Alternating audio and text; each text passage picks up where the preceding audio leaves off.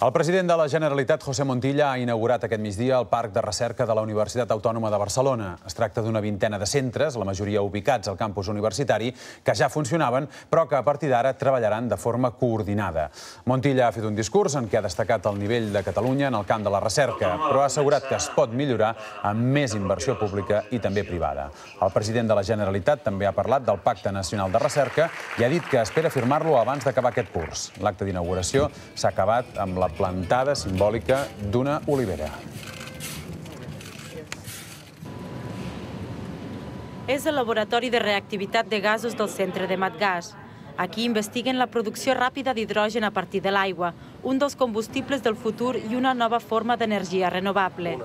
Aquest és un dels 26 centres d'investigació del campus de la Universitat Autònoma de Barcelona. Per coordinar-se entre si i donar-li personalitat jurídica s'ha creat el Parc de Recerca de la UAB. És una eina que pretén que sigui útil per transferir el coneixement de diferents àmbits, des de la biotecnologia passant per les ciències socials fins a la tecnologia ambiental. Els centres funcionaran independentment, però estaran coordinats entre si i permetrà impulsar nous projectes. Tenim la possibilitat de tenir una nova eina amb un objectiu molt clar, que és un enfocament molt directe a les empreses, però molt.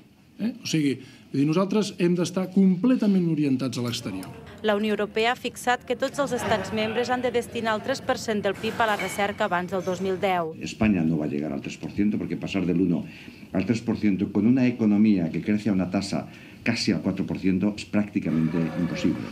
Tot i la contenció de pressupostos actual, en els últims 4 anys s'ha duplicat els recursos en investigació.